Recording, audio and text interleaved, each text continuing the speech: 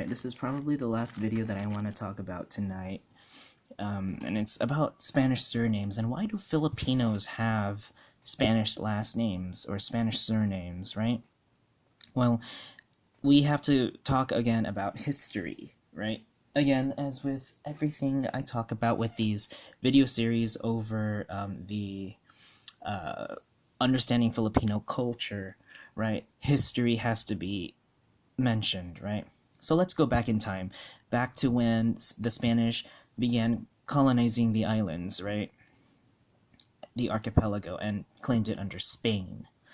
Well, there came a point where so many people in the archipelago was just being baptized.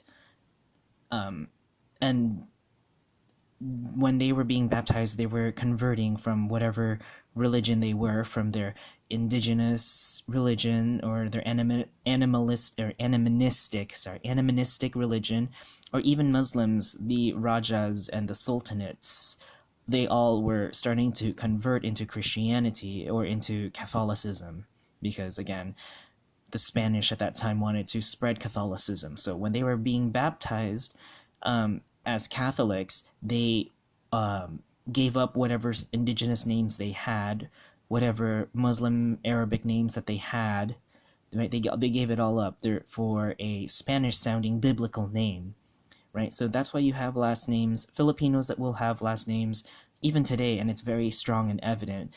Last names such as De La or Del or whatever, right? De La Cruz, De La Merced, De Los Reyes, and so forth. So you got so many De La or Dels or something, of the cross, whatever, right? There's just so many Spanish sounding last names, right? Well, it came to be a problem when the Spanish wanted to start collecting taxes from both the church and the government, the Spanish government, because all of these families had the same sounding or same last names that they shared now after being baptized into whatever Spanish, Hispanic biblical name they wanted to choose, right? And so an edict was summoned, right, by this one person named General Claveria, right? And again, the I has the accent, so it's going to be Claveria, not Claveria, but Claveria, okay? Iya is going to have the accent stress there.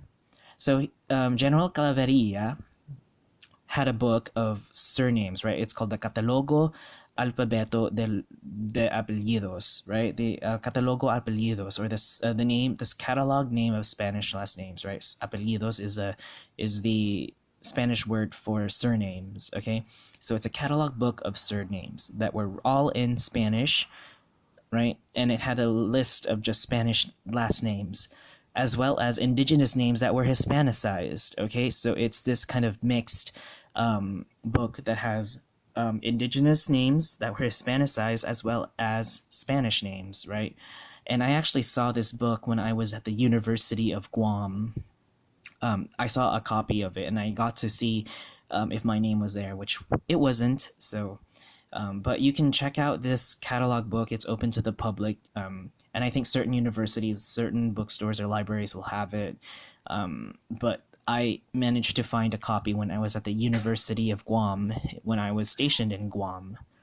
So, yeah, and it's a very, very old book, but it has the last names alphabetized in order of the Spanish alphabet. But anyway, this book was given to different Filipino families, right? And that's how all of these Filipino families now have different last names, right? They were shedded of whatever name they had, and they were given all these last names now. And that leads me to the next point, which is Spanish ancestry, because a lot of Filipinos like to say that, oh, I have a Spanish last name, means that, oh, I must have Spanish ancestry because of my last name. Technically, that can be partially true if you look generations back, maybe, but for the most case, it is not, okay? And here's why.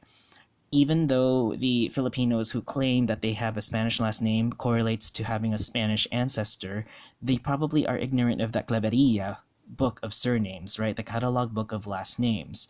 Um, and if they want to find out, they should do probably a DNA test to see if their DNA has traveled to the Iberian Peninsula or whatnot, right? Because, for example, like I have a Spanish last name, and I'm talking just me in general, just for kicks, right? So I have a Spanish last name, which is actually a Basque origin, but I don't have a Spanish ancestor.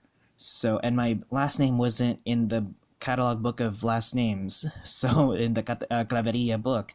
So it's because I've looked in the book and I've also done a DNA test and it hasn't traveled. So there's, it's kind of like, what the hell, man? Like, I suggest people should probably do some more research before they say something out of the ordinary, out of the blue, right?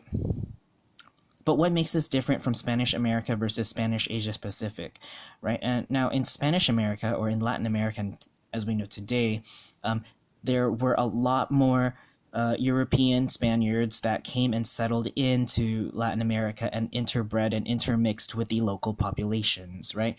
And the Spanish language was used, like, and that's why nowadays Spanish is spoken in Latin America, like it's spread more widely in Latin America and used there over than Spanish Asia Pacific or in Asia Pacific, right? Because they were more aggressive in their colonization of the Americas versus Asia Pacific. Now, if we look at Asia Pacific, right, we look at the Philippines, Guam, the Marianas Islands, the Caroline Islands, which is now today Micronesia, the Federated States of Micronesia, right, and I think the Marshall Islands. I'm not sure, but we look at the Marianas Archipelago, the Philippines, right, and Palau. We can look at those islands in Asia Pacific and see, okay, well, the Spanish language isn't really that spoken and it wasn't aggressive. Why? Because the Spaniards learned from Spanish America that they should be using the local languages to get the local people's hearts to be colonized easier, right? But anyway, and that's also another big reason why, because these geographically Spanish Asia Pacific was farther away from Spain than it was Spanish America or Spanish Africa. And most of the people in Spanish Asia Pacific didn't speak Spanish as a widespread language. It was usually the elite and the upper class and the educated class and the church that spoke Spanish, or even Latin at the church, but Spanish was spoken in those communities. Versus everyday life, the indigenous and regional languages of that area were used more commonly, unlike in Spanish America and what happened in Spanish America, which was more bloodier, okay, in their colonization. And that's why, even though the Hispanic influence is very strong in Asia Pacific as it is in Spanish America, not a lot of people in Spanish Asia Pacific claim to will probably have a Spanish ancestor somewhere down the line, unless they really check and find out.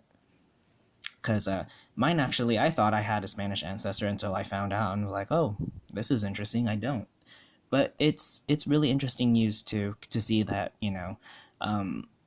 the effects of colonization and people moving around and whatnot. So this was been a really interesting find that I found. But anyway, I just wanted to make this short video about Filipinos having Spanish last names and demystifying about their Spanish ancestry and whatnot. So hopefully this was also educational for y'all.